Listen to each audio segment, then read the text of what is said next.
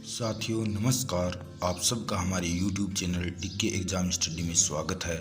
साथियों आपके लिए हम लेकर आए हैं राजस्थान की राज्य व्यवस्था, जो कि सभी कंपटीशन हेतु महत्वपूर्ण क्लास होती है, जैसे RAS, headmaster, second grade and first grade teacher भर्ती, रीट, पटवार, LDC, राजस्थान पुलिस, वीडियो आदि।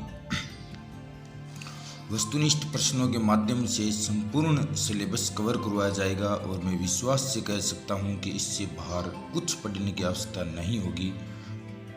हमारे द्वारा दी गई जानकारी अच्छी लगे तो गाइज अपने मित्रों के साथ वीडियो को ज़्यादा से ज़्यादा शेयर करें।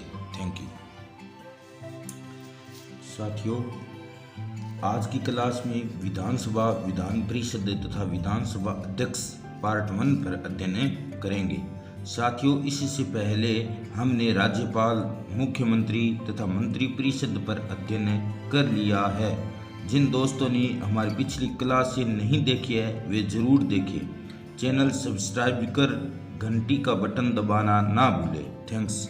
तो चलो स्टार्ट करते हैं। आज का पहला प्रश्न, निम्न में से कौन विधानमंडल का अंग नहीं है? ऑप्शन नंबर ए राज्यपाल, ऑप्शन नंबर बी विधानसभा, ऑप्शन नंबर सी Vidhan Parishad, option number D राष्ट्रपति। तो विधानमंडल का अंग नहीं है, इसका सही उत्तर होगा राष्ट्रपति। राष्ट्रपति विधानमंडल का अंग नहीं है। राज्यपाल विधानमंडल का सदस्य नहीं होता, लेकिन उसका अभिन्न अंग होता है, क्योंकि राज्यपाल के हस्ताक्षर के बाद ही कोई विधेयक, अधिनियम अथवा कानून का रूप लेता है। विधानमंडल के 2 सदन होते हैं। उच्च सदन को विधान परिषद कहते हैं और निम्न सदन को विधान सभा कहते हैं। अगला प्रश्न, भारतीय संविधान के किस अनुच्छेद में विधानमंडल का प्रावधान किया गया है? अनुच्छेद ए, अनुच्छेद 169, अनुच्छेद 170, अनुच्छेद 168, अनुच्छेद 153। तो भारतीय संविधान के किस अनुच्छेद में विधानमंडल का प्रावधान किया गया है? तो इसका सही उत्तर होगा अनुच्छेद 168। संविधान के भाग 6 के अनुच्छेद 168 से 212 तक राज्य विधानमंडल की संरचना, गठन, कार्यकाल व शक्तियों का उल्लेख किया गया है। विधानमंडल का उल्लेख संविधान के अनुच्छेद 168 में है और विधानमंडल राज्यपाल, विधानसभा और विधान परिषद तीनों से मिलकर विधानमंडल बनता है। राज्यपाल का उल्लेख अनुच्छेद 153 में, विधानसभा का उल्लेख अनुच्छेद 170 में, विधान परिषद का उल्लेख अनुच्छेद 169 में किया गया है। अगला प्रश्न, भारत के कितने राज्यों में द्विसदनात्मक विधानमंडल कार्यरत है? Option number A 7, option number B 6, option number C 5, option number D 10। तो भारत के कुल 6 राज्यों में द्विसदनात्मक विधानमंडल कार्यरत है। और ये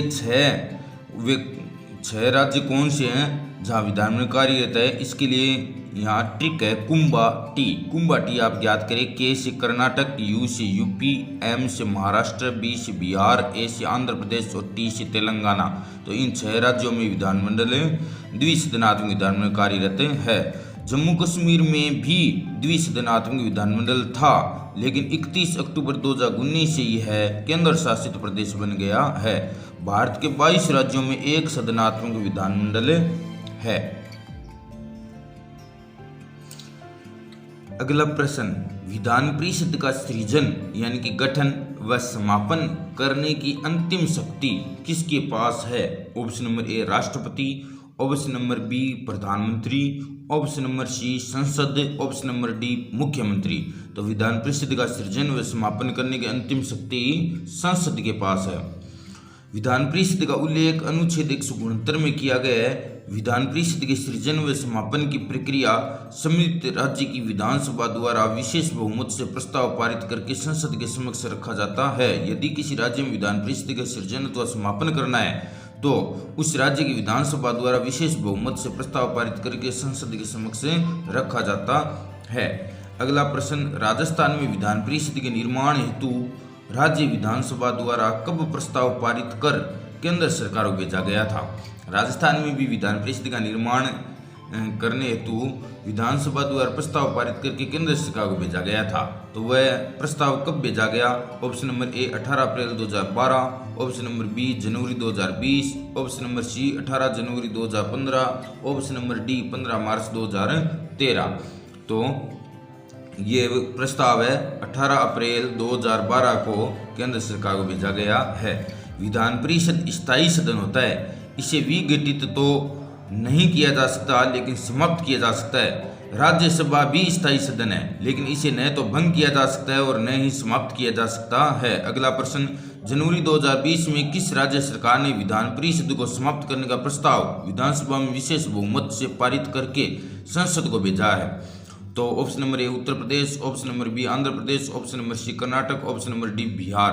तो वह कौन सा राज्य है जिसने विधानसभा में विशेष बहुमत पारित करके और अपने यहाँ गठित विधान परिषद को समाप्त करने का प्रस्ताव केंद्र सरकार को भेजा है? तो इसका सही उत्तर होगा ऑप्शन नंबर बी आंध्र प्रदेश। आंध्र प्रदेश यहाँ सन 1957 में विधान परिषद स्थापित किया गया था, फिर 1985 में समाप्त किया गया और 2007 में पुनः इसकी स्थापना की गई। लेकिन अब 2020 में यहाँ की सरकार ने विधान परिषद को समाप्त करने का प्रस्ताव केंद्र सरकार को भेजा है। अगला प्रश्न, किसी राज्य में विधानसभा की अधिकतम कितनी सीटें हो सकती है? अधिकतम कितनी सीटें हो सकती है? Option number A 500, option number B 60, option number C 400, option number D 200। तो किसी राज्य में विधानसभा की अधिकतम 500 सीटें हो सकती है। अनुच्छेद 170 में विधानसभा की संरचना का उल्लेख किया गया है और किसी राज्य में न्यूनतम सीटें 60 हो सकती है, लेकिन कुछ राज्य अपवाद हैं जहां न्यूनतम सीटें 60 से कम है, जैसे गोवा में 40 है, मिजोरम में 40 है, सिक्किम में 32 है और पुडुचेरी में 30 सीटें हैं। सर्वाधिक विधानसभा सीटें उत्तर प्रदेश राज्य की है, जहां 403 विधानसभा सीटें हैं। अगला प्रश्न, राजस्थान की प्रथम विधानसभा के समय राजस्थान में कुल कितनी विधानसभा सीटें थी? Option number A 150, option number B 160, option number C 178, option number D 200।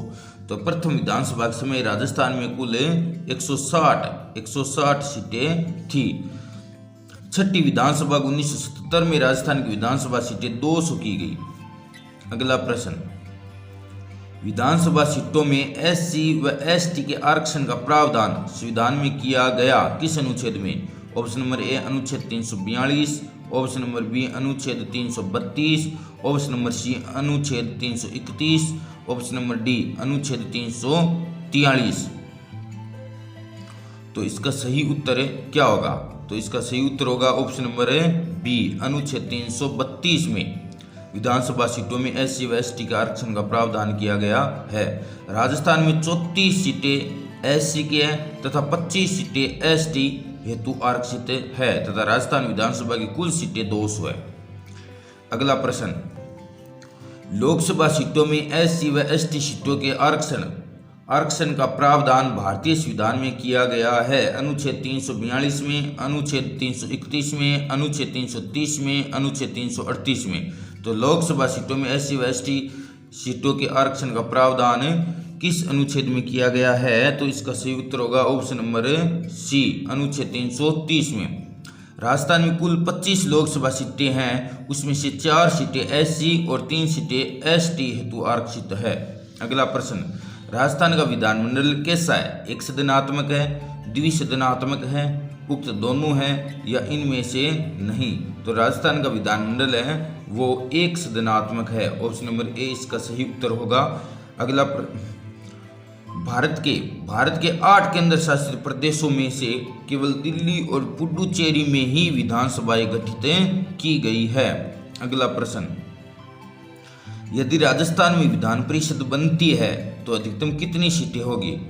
Option number A 33, option number B 66, option number C 50, option number D 99। तो यदि राजस्थान विधान परिषद बनती है तो अधिकतम सीटें 66 होगी। अनुच्छेद 171 राज्य विधान परिषद की संरचना का उल्लेख किया गया है और अनुच्छेद 171(1) में विधान परिषद में अधिकतम सीटें उसे राज्य की कुल विधानसभा सीटों के 1/3 यानी 33% से अधिक नहीं हो सकती तथा न्यूनतम सीटें 40 से कम नहीं हो सकती। इसका उल्लेख है वो संविधान के अनुच्छेद 171 में किया गया है। अगला प्रश्न, विधान परिषद के सदस्यों का निर्वाचन किस पद्धति से होता है? ऑप्शन नंबर ए प्रत्यक्ष, ऑप्शन नंबर बी अप्रत्यक्ष, ऑप्शन नंबर सी मनोनीत, ऑप्शन नंबर डी अप्रत्यक्ष रूप से एकल संक्रमणीय मत पद्धति द्वारा। तो विधान परिषद के सदस्यों का निर्वाचन अप्रत्यक्ष रूप से एकल संक्रमणीय मत पद्धति द्वारा होता है। विधान परिषद में 1/6 सदस्य राज्यपाल मनोनीत करता है। शेष 5/6 सदस्यों का निर्वाचन होता है। अनुच्छेद 171(2) में इसका वर्णन किया गया है कि विधान परिषद के सदस्यों का निर्वाचन एकल संक्रमणीय मत पद्धति द्वारा होगा। अगला प्रश्न, राष्ट्रीय आपातकाल के समय संसद विधि निर्माण द्वारा विधानसभा का कार्यकाल एक बार में कितने समय के लिए बढ़ा सकता है? ऑप्शन नंबर ए 6 माह, ऑप्शन नंबर बी 12 माह, ऑप्शन नंबर सी 18 माह, ऑप्शन नंबर डी 3 वर्ष। तो राष्ट्रीय आपातकाल के समय संसद है वो विधानसभा का कार्यकाल 12 माह तक बढ़ा सकता है। विधानसभा का कार्यकाल प्रथम अधिवेशन से 5 वर्ष तक होता है और आपातकाल समाप्त होने के बाद बढ़ाई गई अवधि 6 माह तक लागू रह सकती है। राजस्थान की सर्वाधिक कार्यकाल वाली विधानसभा 5वीं विधानसभा थी जो 6 वर्ष उसका कार्यकाल था और राष्ट्रीय आपातकाल के समय विधानसभा का कार्यकाल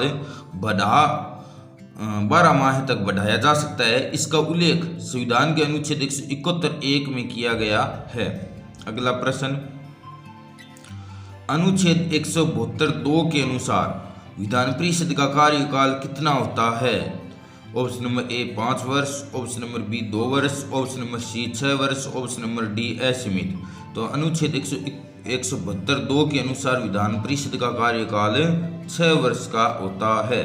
विधान परिषद के 1/3 सदस्य प्रत्येक 2 वर्ष बाद सेवानिवृत्त हो जाते हैं। अगला प्रश्न, विधानसभा सदस्यों के लिए योग्यताएं होनी चाहिए। विधानसभा सदस्यों के लिए क्या योग्यता होनी चाहिए? तो ऑप्शन नंबर ए वह भारत का नागरिक हो, ऑप्शन नंबर बी उसकी आयु 25 वर्ष या अधिक हो, ऑप्शन नंबर सी किसी लाभ के पद पर नहीं हो, ऑप्शन नंबर डी उक्त सभी। तो विधानसभा सदस्यों की ये सभी योग्यताएं होती हैं और इन योग्यताओं का उल्लेख संविधान के अनुच्छेद 173 में किया गया है।